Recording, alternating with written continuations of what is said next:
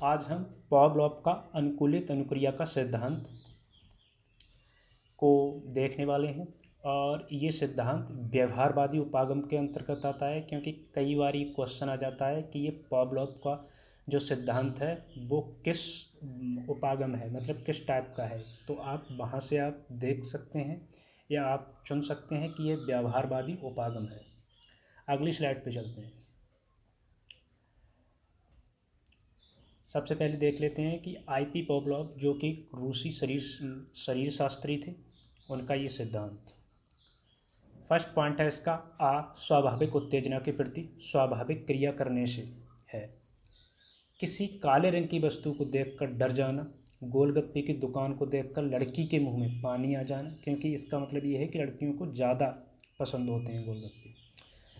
और इसका fourth point है, धीरे धीरे ये सब स्वाभाविक क्रिया बन जाती है। मतलब एक ये इन्होंने ये बताया था कि जो क्रिया जो हम मतलब प्रकृति तरफ से जो हम नहीं करते हैं, अगर वो भी हम कृत्रिम तरीके से लगातार करते रहें तो वो तुम्हारे स्वभाव में मतलब स्वभाव बन जाता है तुम्हारा।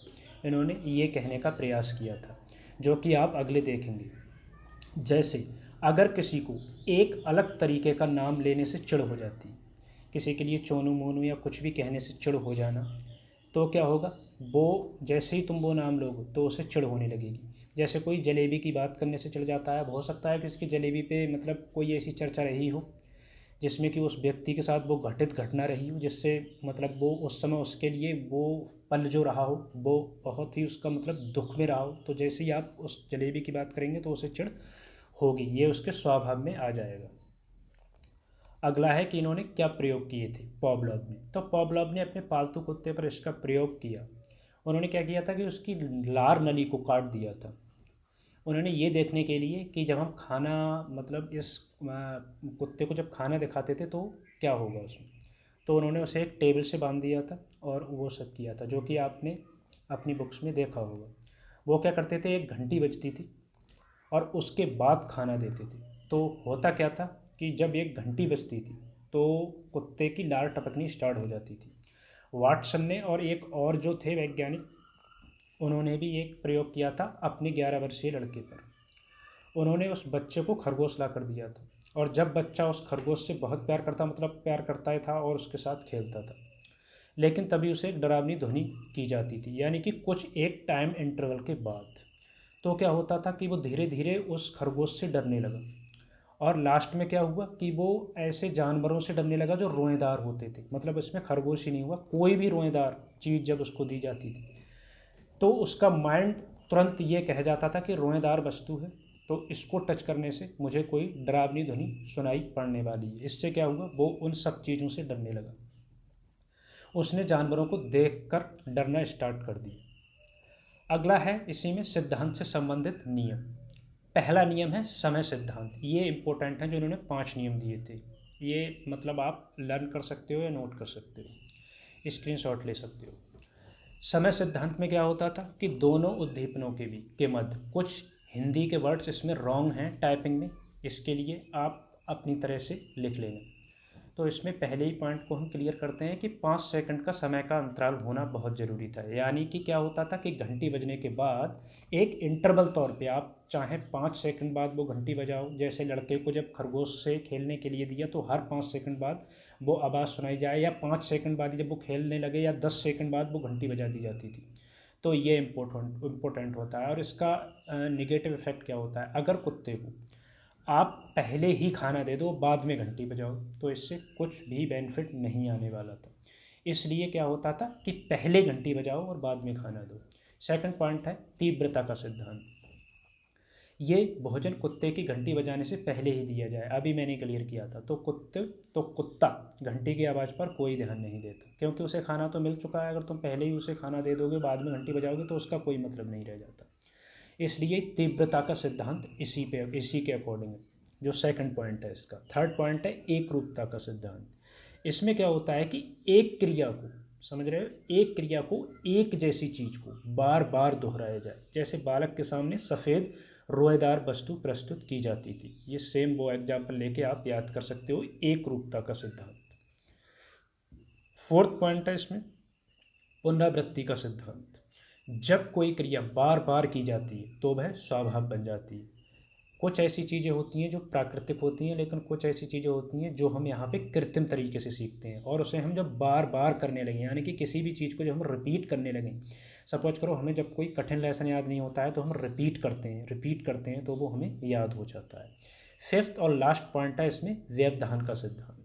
देखो व्यवधान तो आप समझ गए होंगे, जैसे कि जहाँ प्रयोग हो वहाँ शांत लिख दिया है, शांत है ये, वहाँ शांत और नियंत्रण व्यवस्था होनी चाहिए। जैसे टीचर की अनुपस्थिति में बच्चे शोरगुल मचाना शुरू कर देते हैं। ये सिंपल सी भाषा में इसमें ये है कि अगर आप कोई भी चीज़ या कुछ भी पढ़ाई कर रहे हैं तो उसमें क्या होना चाहिए, एक प्रकार से आपके लिए स्कूल जैसे होता है, उसमें जब आपके टीचर होते हैं आपके क्लासरूम में तो आप बहुत शांत तरीके से पढ़ते हैं और आप सीखते भी हैं, लेकिन जब वो टीचर चले जाते हैं तो आप शोर मचाना शुरू कर देते हैं। ये वो एग्जाम्पल है। अगले चलते हैं, अनुकूलित अनुक्रिया सिद्धांत की आलोचना। ये सब सिद्धांतों में कोई ना कोई आलोचना ये निकाल के रख ही देते थे। अब पहला पॉइंट था इसमें, ये सिद्धांत मानव को एक मशीन मानकर चलता है। ये लगभग मैक्सिमम सिद्धांत में मैंने देखा है ये तो पॉइंट होता ही है। अगर किसी को याद ना हो तो ये पॉइंट आप लिख सकते हो।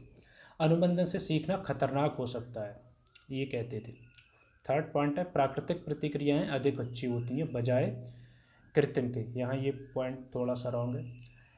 फोर्थ पॉइंट है इस प्रकार बालक को डरपोक, बहादुर, नटखट, स्वस्थ बनाया जा सकता है। इसमें क्या होता था कि आप कृत्रिम तरीके से बच्चे को जैसा सिखाओगे वो वैसा ही ढलता चला जाएगा, चाहे उसे तुम गलत चीज़ें सिखा दो या अच्छी चीज़ें सिखा दो। और इसी का फिफ्थ पॉइंट है अनुकूलित अनुक्रिया द्वारा सीखने में स्थायित्व नहीं होता है। ये कहते थे कि जो प्राकृतिक तरीके से आप सीखते हो वो स्थायित्व रहता है, लेकिन अनुकूलित अनुक्रिया में स्थायित्व नहीं होता है। और अगला पॉइंट है इसका, ये सिद्धांत सीखने की प्रक्रिया को वैज्ञानिक व्याख्या नहीं करता है, यानी कि जो वैज्ञानिक के सिद्धांत हैं उसके अकॉर्डिंग आप ऐसे नहीं सीख सकते हो, लेकिन आप सीख सकते हो। ये आपके लिए अगले जब इसके पॉजिटिव पॉइंट आएंगे तब आपको यही पॉइंट उसे पॉजिटिव में लिखना पड़ेगा। और लास्ट पॉइंट है इस सिद्धांत की सहायता से साधारण क्रियाएं सीखी जा सकती हैं, लेकिन उच्च स्तरीय विषय तथा विचारों की को समझने तथा वर्णन करना कठिन है, यानी कि जो हार्ड सब्जेक्ट होते हैं उसको इससे नहीं सीखा जा सकता है इनके अकॉर्डिंग। अब लास्ट स्लाइड है, इसको देखते हैं। सिद्धांत का शिक्षा में महत्व। पहला क्या था, अनुकूलित अनुक्रिया का ये सिद्धांत व्यवहार पर आधारित है। इस आधार के संबंध में वाटसन लिखते हैं कि मुझे कोई भी बच्चा दे दो, मैं उसे जैसा चाहूँ बना सकता हूँ। अगला पॉइंट है कोई प्राणी तभी सीखता है जबकि वह क्रियाशील होता है, अतः क्रियाशीलता का सिद्धांत अधिगम प्रक्रिया में बखूबी प्रयोग किया जाता है।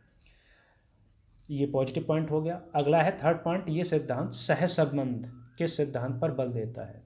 वह बालकों की शिक्षा में बहुत उपयोगी है। बाल्यावस्था में जो क्रियाएं किसी वस्तु विशेष से जुड़ जाती हैं जो बड़े होने पर भी बनी रहती हैं। देखो हम बचपन में कोई ना कोई एक चीज़ इस तरीके से या किसी को अकॉर्डिंग या कोई चित्र से सीख जाते थे, तो आप चाहे बड़े हो जाओ लेकिन आपको वही चित्र बार बार रिमाइंड होगा और आपको वो चीज़ याद आ जाएगी।